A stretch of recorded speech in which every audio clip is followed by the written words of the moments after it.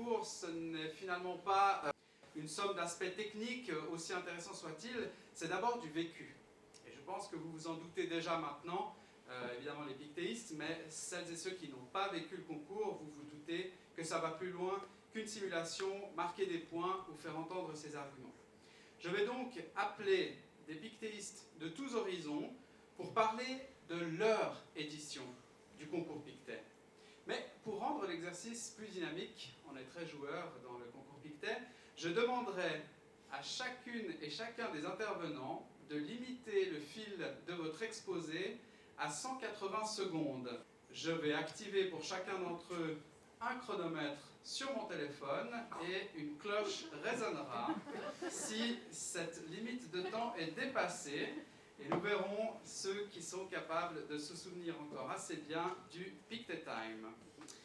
Je vais commencer par appeler Ezekiel Efes, qui est conseiller principal en matière de droit et de politique auprès de l'Appel de Genève. Ezekiel.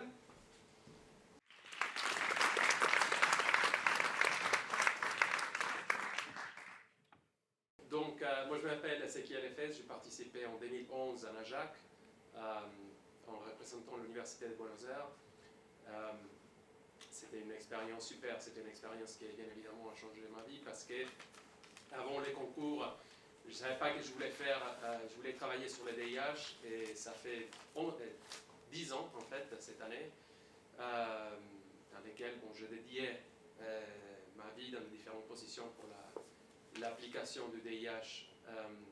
Donc je vais peut-être partager 3 points qui pour moi c'était assez important en termes de mes expériences au concours.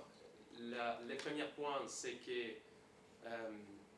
quand quelqu'un fait les concours, pendant les concours en fait c'est assez intéressant parce qu'on partage une semaine avec des personnes qui ont les mêmes intérêts que sur les DIH et ça c'est quelque chose d'assez unique, quelque chose que moi personnellement avant de pouvoir participer au concours en 2011 je ne connaissais pas. Bien sûr il y avait des personnes à l'Université de Buenos Aires assez impliquées sur la dissémination du DIH, mais à Najac, du coup, je me trouvais avec des personnes des différentes universités, de tout le monde, de tous les contextes, des différents qui parlaient différentes langues, mais il y avait une langue commune que c'était le DIH.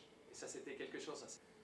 Le deuxième point, c'est quelque chose que je trouve assez intéressant, c'est que quand quelqu'un participe au concours, on devient partie d'une famille.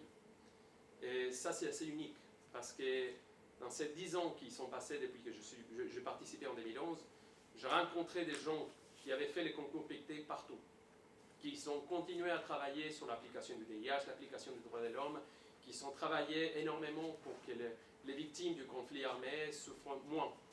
Et j'ai rencontré des gens un peu partout, donc ça c'est quelque chose d'assez unique. Et du coup, il y a des mémoires partagées quand on parle avec les gens qui ont aussi participé au concours.